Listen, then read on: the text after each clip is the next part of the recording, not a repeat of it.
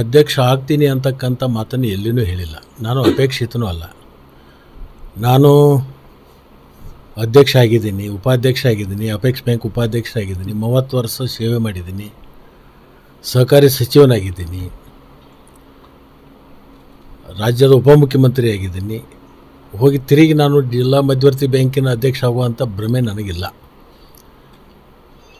ಕ್ಷೇತ್ರದ ಜನತೆ ನನ್ನನ್ನು ಭಾಳಷ್ಟು ಎತ್ತರಕ್ಕೆ ಓದ್ಬಿಟ್ಟಿದ್ದಾರೆ. ಇಂಥದ್ರಲ್ಲಿ ನಾನು ಅಧ್ಯಕ್ಷ ಆಗ್ತೀನಿ ಅಂತಕ್ಕಂಥ ಮಾತು ಎಲ್ಲಿಯೂ ಕೂಡ ನಾನು ಹೇಳಿದ್ದಕ್ಕಂಥ ಉದಾಹರಣೆಯೂ ಇಲ್ಲ. ಚುನಾವಣೆ ನಿನ್ನೆ ಆಗಿದೆ. ಇನ್ನೂ 4 ಕ್ಷೇತ್ರದ ಚುನಾವಣೆ ಘೋಷಣೆ ಆಗಬೇಕಾಗಿದೆ. ಅದು ನ್ಯಾಯಾಲಯದಲ್ಲಿ ಇರೋದರಿಂದ ಅದು ನ್ಯಾಯಾಲಯ ತೀರ್ಪು ಬಂದ ಮೇಲೆ ಘೋಷಣೆ ಆಗುತ್ತೆ. ಅದಾದಮೇಲೆ ಚುನಾವಣೆ ಪ್ರಕ್ರಿಯೆ ಪ್ರಾರಂಭ ಆಗುತ್ತೆ. ಅಧ್ಯಕ್ಷ ಉಪಾಧ್ಯಕ್ಷರ ಚುನಾವಣೆ ಪ್ರಕ್ರಿಯೆ ಪ್ರಾರಂಭ ಆಗುತ್ತೆ. ಆ ಸಂದರ್ಭಕ್ಕನುಸಾರವಾಗಿ ಆವತ್ತಿನ ದಿವಸ ನಾವು ಮಾತುಗಳನ್ನು ಆಡಬೇಕಾಗತ್ತೆ. ರಾಜಕಾರಣ ಯಾವತ್ತೂ ನಿಂತು ನೀರಲ್ಲ, ಹರಿತಾ ಇರ್ತದೆ. ರಾಜಕಾರಣದಲ್ಲಿ ಯಾರೂ ಶತ್ರುಗಳು ಇರೋದಿಲ್ಲ, ಯಾರೂ ವೈರಿಗಳು ಇರೋಲ್ಲ, ಮಿತ್ರರು ಇರೋಲ್ಲ. ಮಿತ್ರರು ಇರ್ತಾರೆ, ಶತ್ರುಗಳು ಆಗ್ತಾರೆ.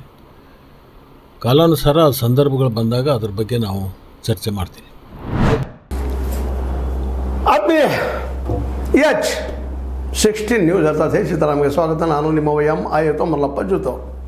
ನಮ್ಮ ಬಾಲಚಂದ್ರ ಜಾರಕಿಹೊಳಿ ಅವರ ಸವಾಲು 50 ಕೋಟಿ ಅವರ ಅಧ್ಯಕ್ಷತೆ ಉಪಾಧ್ಯಕ್ಷನ ತಮ್ಮರನ್ನು ಮಾಡ್ಕೊಂಡ್ರ ಅನ್ನೋದನ್ನು ಈ ಸವಾಲಕ್ಕೆ ಸೌದಿ ಅವರು ಉತ್ತರ ಕೊಟ್ಟಿದ್ದಾರೆ. ಲಕ್ಷ್ಮಣ ಸವದಿ ಅವರು ಬುದ್ಧಿವಂತರು, ಬಾಲಚಂದ್ರ ಜಾರಕಿಹೊಳಿ ಅವರು ಬುದ್ಧಿವಂತರು, ಒಳ್ಳೆಯ ರಾಜಕಾರಣಿಗಳು. ಇಬ್ಬರು ಒಂದು ರೀತಿಯಿಂದ ಮಾನಸಿಕ ಸಮಬಲರು ಅನ್ಬೋದೇನೋ. ಆದರೆ ಒಂದು ಮಾತನ್ನು ನಾವು ಸ್ಪಷ್ಟಪಡಿಸಬೇಕಾಗ್ತದೆ. ಲಕ್ಷ್ಮಣ ಸವದಿ ಅವರು ಇನ್ನೂ ಹೆಚ್ಚು ಜನರ ಸಮೀಪ ಹೋಗ